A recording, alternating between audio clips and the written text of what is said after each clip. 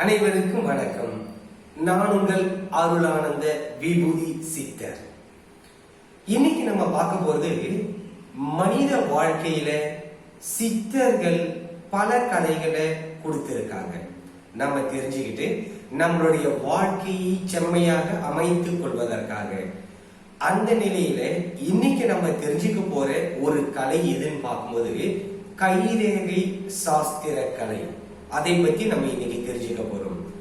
மனிதர்களோட கடந்த காலத்தை, நிகழ்காலத்தை, எதிர்காலத்தை கூறக்கூடிய பல துறைகள் இருக்கு. நாடி சாஸ்திரம் இருக்கு, ஜோதிடம் இருக்கு. அதுல மிக எளிமையான ஒரு கலை எதுன்னா இந்த கைரேகை சாஸ்திர கலை. அதை பத்தி நம்ம இன்னைக்கு தெரிஞ்சுக்க போறோம்.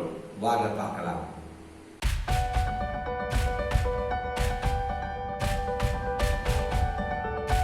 எதிர்காலத்தை தெரிந்து கொள்ளக்கூடிய ஆர்வம் அனைத்து மக்களுக்குமே இருக்கும். கடந்த காலங்கள் தான் துன்பமா இருந்தது, அல்லது கடந்த காலங்கள் இவர்கள் எதிர்பார்த்த மாதிரி இல்லை அப்படின்னு சொல்லும் பொழுதும் எதிர்காலத்தை பற்றி தெரிந்து கொள்ள வேண்டும் என்ற ஆர்வம் அனைத்து மனிதர்களுக்கும் இருக்கு. அதன் காரணமாக தான் இந்த ஜோதிடத்துறை, வாஸ்து துறை, பிறகு பார்த்தீங்கன்னா இந்த கைரேகை அந்த துறை, அதுக்கடுத்து நாடி பார்த்து பலன் கூறக்கூடிய துறைகள் போன்ற பல துறைகளை சார்ந்து மனிதர்கள் சென்று அவரவர்களுடைய எதிர்காலத்தை தெரிந்து கொள்வதற்கு நிறைய ஆர்வம் உள்ளமா இருக்காங்க. என்ன சித்தர்கள் நம்மளுடைய வாழ்க்கையோட கடந்த காலம், நிகழ்காலம், எதிர்காலம் சொல்லக்கூடிய பல துறைக்கு உண்டான செயல்படுத்தக்கூடிய விஷயங்களை, பயிற்சிகளை விட்டு சென்றிருக்காங்க. நம்ம வாழக்கூடிய இந்த சமுதாயத்துல, இந்த பூமியில பாடல்கள் வழியா கொடுத்திருக்காங்க. அகத்தியோரோட நாடி ஜோதிட கலை சொல்லலாம். மிக துல்லியமா பலன் சொல்லக்கூடியவங்க சரியான முறையில ஏடுகள் பார்த்து பலன்களை சொல்லி இருக்கிறத நீங்க பார்த்திருக்க முடியும், அல்லது கேள்விப்பட்டிருப்பீங்க. ஒவ்வொருத்தருக்கும் ஒரு ஏடுகள் இருப்பதாக குறிப்புகள் சொல்றாங்க. அதுக்கடுத்த நிலை பார்க்கும்போது ஜோதிடம் பார்த்து சொல்லக்கூடியது. ஒவ்வொருடைய நேரம், பிறந்த நாள், மாதம், வருடம், பிறந்த நேரம் வச்சு பார்க்கும் பொழுது அவர்களுடைய ஜாதகத்தை கணித்து கடந்த காலம், நிகழ்காலம், எதிர்காலத்திலே நடக்கக்கூடிய விஷயங்களை சொல்ல முடியும். அது ஜோதிடத்துறை. இன்னைக்கு இருக்கிற காலகட்டத்தில் வாழக்கூடிய மனிதர்களுக்கு குழந்தை பிறந்த உடனே பர்த் சர்டிபிகேட் கொடுக்கறாங்க. அதுல என்னைக்கு பிறந்தாங்க, நாள், மாதம், வருடம், நேரம் கூட குறிச்சு கொடுத்துறாங்க. சோ அதனால பிரச்சனை கிடையாது. இந்த பர்த் சர்டிபிகேட் என்று சொல்லக்கூடிய உங்களுடைய மாதம், வருடம், காலம், நேரம் என்று சொல்லக்கூடியது நாள், இதெல்லாம் தெரியாதவங்களுக்கு ஜாதகம் பார்ப்பது மிக கடினம். ஏன்னா ஜாதக கலையே பிறந்த நேரத்தையும், நாளையும், மாதத்தையும், வருடத்தையும் வச்சு கணிக்கிறது தான் ஜோதிட கலை. அந்த கலை இந்த குறிப்புகள்லாம் இருந்தாதான் சொல்ல முடியும். அதுக்கடுத்து அது இல்லைங்க, எனக்கு ஜாதகம் இல்லை, பெரியவங்க குறிச்சு வைக்கல, என்னுடைய எதிர்காலத்தை நான் தெரிஞ்சுக்கணும், கடந்த காலத்தை பற்றி நான் தெரிந்து கொள்ள வேண்டும், நிகழ்காலம் எப்படி இருக்குன்னு எனக்கு நீங்க சொல்லணும் அப்படின்னு பார்க்கும் பொழுது மிகவும் எளிமையான ஒரு கலை மூலமாக மக்கள் தங்களுக்கு தாங்களே பலன்களை பார்த்து கொள்ளக்கூடிய ஒரு சிறப்பு வாய்ந்த ஒரு ஜோதிட முறை எதுன்னு பார்க்கும்போது கைரேகை சாஸ்திரம். எப்படி ஜாதகத்துல 9 கிரகங்கள் இருக்கு சொல்றாங்களோ, சூரியன், புதன், சுக்கிரன், சந்திரன், செவ்வாய், குரு, சனி, ராகு, கேதுன்னு சொல்லுவாங்க. நிழல் கிரகங்கள், சாய கிரகங்கள் 2 சொல்லுவாங்க, ராகு, கேது. அந்த மாதிரி ஜாதக கட்டத்துல குறிப்பா வச்சிருக்காங்களோ கிரகங்களை, அதன் போலவே நம்ம கை ரேகையிலையும் பாத்தீங்கன்னா சூரியன், புதன், சுக்கிரன், சந்திரன், செவ்வாய், குரு, சனி போன்ற ரேகைகள் கை ரேகையிலே இருக்கு. அதுல பாத்தீங்கன்னா கிரகத்தை பார்த்து சொல்ல முடியும். புத்தி ரேகை, ஆயுள் ரேகை என்று பல ரேகைகள் இருக்கு. அந்த ரேகைகளை வச்சு பார்க்கும்போது உங்க எதிர்காலத்தை கரெக்டா சொல்ல முடியும்.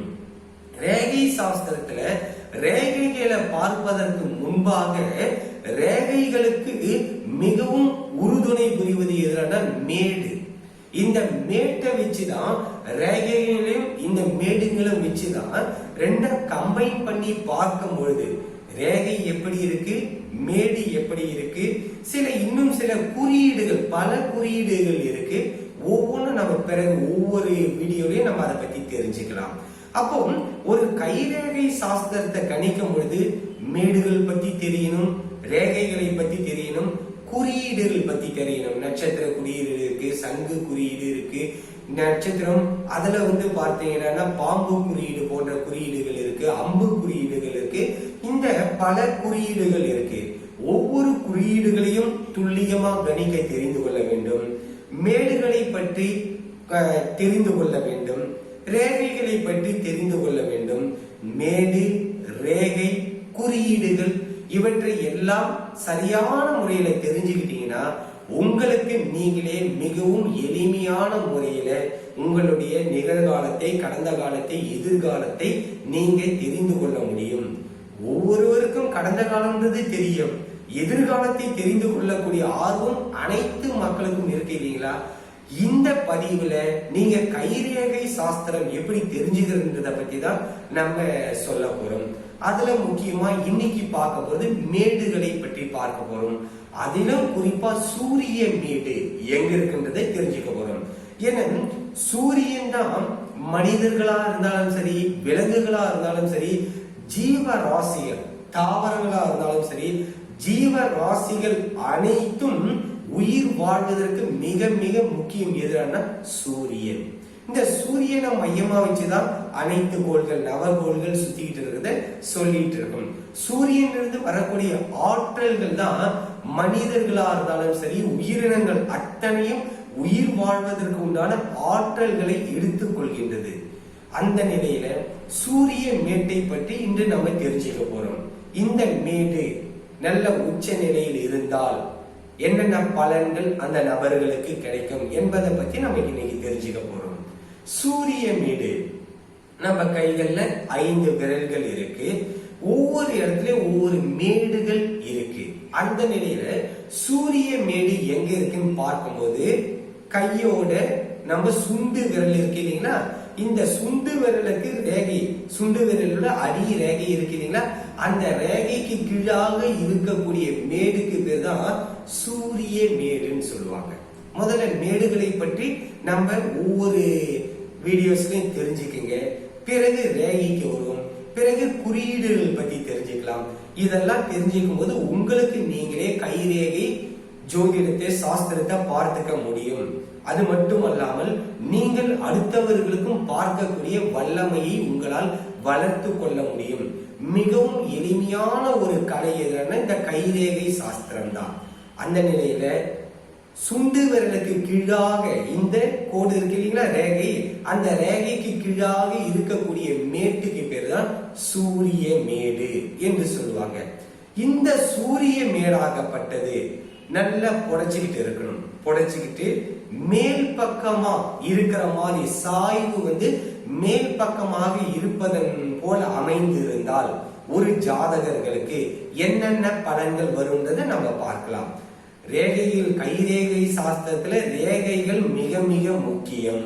இந்த ரேகைகள் உதவி செய்வது, ரேகைகளுக்கு பலாபலன்களை பார்த்து உதவி செய்வது எதுனா இந்த மேடுகள். இந்த மேடுகள் ரேகைகளுக்கு ஒத்து பலாபலன்களை உரைப்பதற்கு மிக முக்கியமா இருக்கும். அதுக்கடுத்து பார்க்கும்போது குறியீடுகள், ஒவ்வொரு விரல்களையும் குறியீடுகள் இருக்கும். எந்த குறியீடுன்னு பார்க்கும்போது அதுவும் பலன்களை உச்சரிப்பதற்கு மிகவும் பயனுள்ளதாக அமையும். இந்த சூரிய மேடு ஒருவருக்கு நல்ல புடைச்சிட்டு இருந்ததுன்னா அறிவு ஞானம் அவர்களுக்கு அதிகப்படியா இருக்கும். பிறகு பணத்தட்டுப்பாடு என்பதே அவரோட வாழ்நாள்ல இருக்காது. சூரிய மேடு சுண்டு விரலுக்கு கீழாக ரேகைக்கு கீழே இருக்கக்கூடியதுதான் சூரிய மேடு. அந்த சூரிய மேடு நல்லா புடைச்சி இருக்கக்கூடிய ஜாதகர்களுக்கு, நபர்களுக்கு பொருளாதார தட்டுப்பாடு என்னைக்குமே ஏற்படாது. ஒரு சபையில வாக்குவாதம் ஏற்படுது, சொற்பொழிவுகள் ஏற்படுது, சச்சங்கங்கள் ஏற்படுது, கலந்துரையாடல் எடுத்துக்கிட்டீங்கல்ல, அந்த இடத்துல நடக்கும்போது இவர்களுடைய பேச்சு தான் முன்னிருக்கும். இவர்கள் எப்பவுமே எடுத்து சொல்லக்கூடிய கருத்துகளுக்கு, இவர்களுடைய பேச்சுகளுக்கு அனைவரும் அடிபணிந்து இருக்கக்கூடிய ஒரு சூழ்நிலையை பார்க்க முடியும்.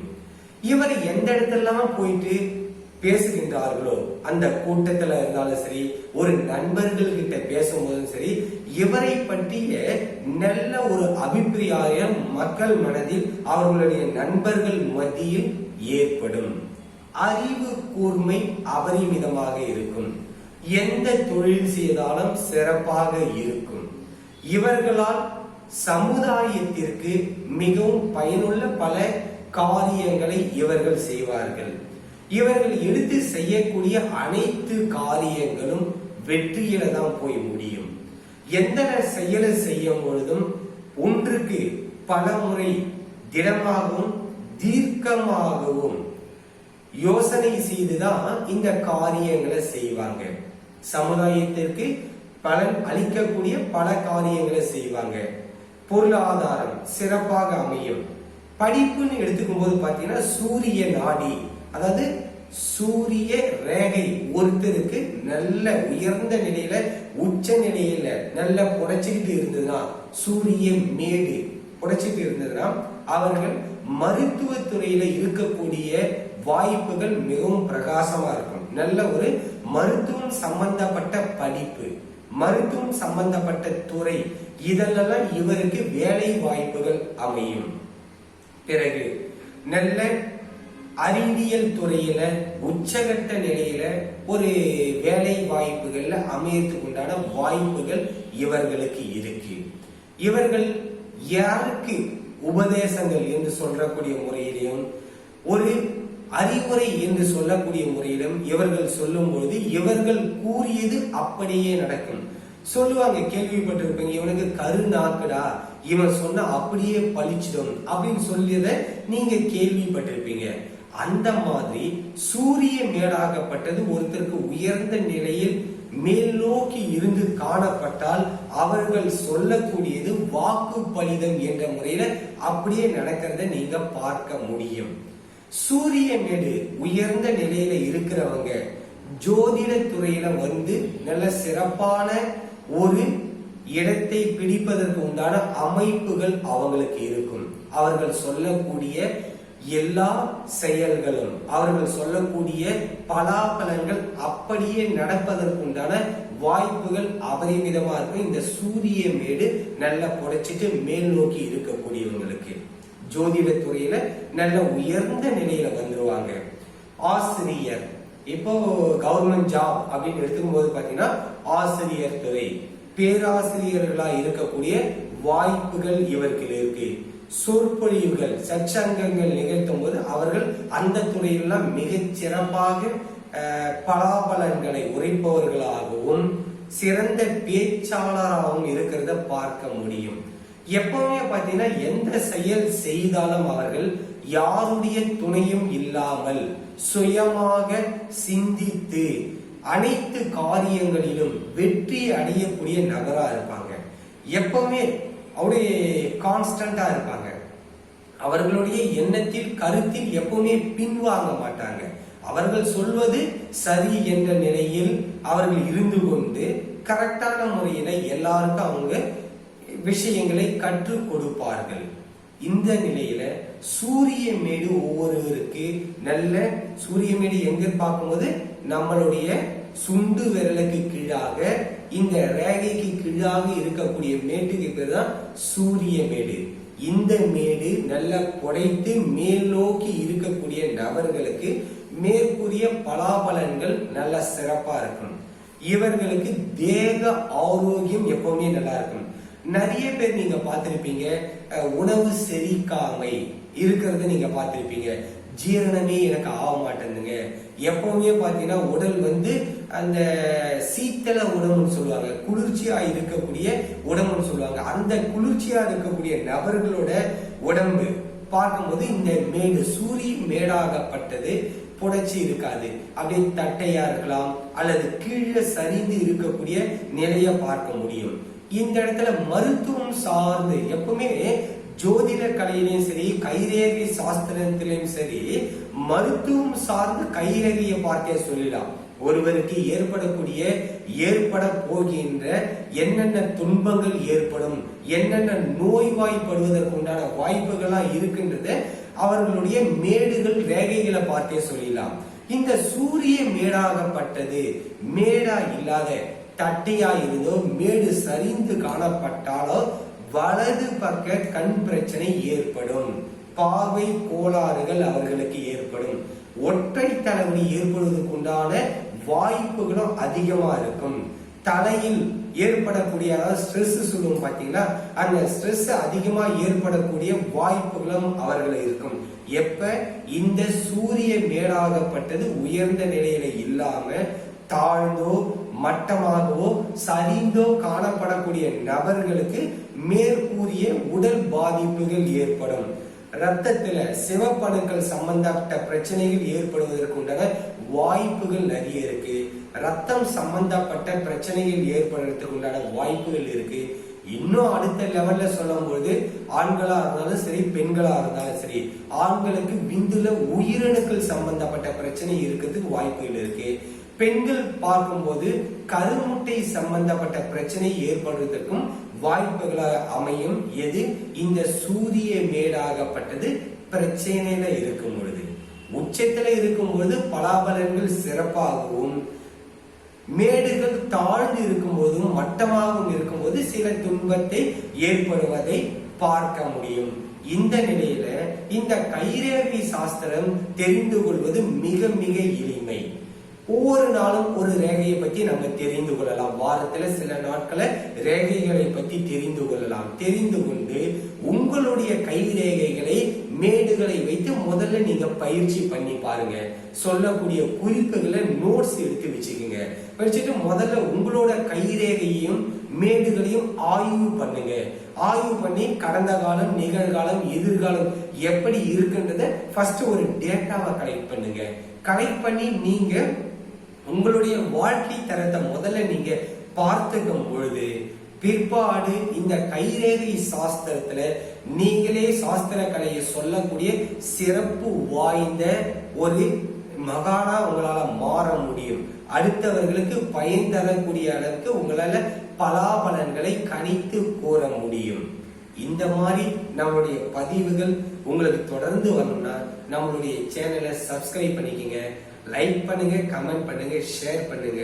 மீண்டும் ஒரு பதிவில் மீண்டும் ஒரு மேட்டை பற்றி அதனுடைய பலாபலன்களை பற்றி இன்னைக்கு சூரிய மேடு பார்த்திருக்கீங்களா, நாளைக்கு மீண்டும் ஒரு பதிவில் சந்திரமேடு, குருமேடு போன்ற அனைத்து மேடுகளையும் ஒவ்வொரு நாட்களுக்காக ஒவ்வொரு மேடை பற்றி தெரிந்து கொண்டு அதை பாசிட்டிவ் எப்படி இருக்கும் நெகட்டிவ் எப்படி இருக்குன்றதை தெரிந்து கொண்டு அந்த மேடு உச்சமாக இருக்கும்போதோ அல்லது மேடு தளர்ந்து இருக்கும்போதோ உடல் உபாதைகள் என்ன ஏற்படும் என்று தெரிந்து கொள்ளும் பட்சத்தில் அதிலிருந்து நம்முடைய உடல் நலத்தை பார்த்து கொள்ள முடியும், பேணி பாதுகாத்து கொள்ள முடியும், உடல் ஆரோக்கியத்தை பார்த்து கொள்ள முடியும். மீண்டும் ஒரு பதிவில் சந்திப்போம். அனைவருக்கும் நன்றி.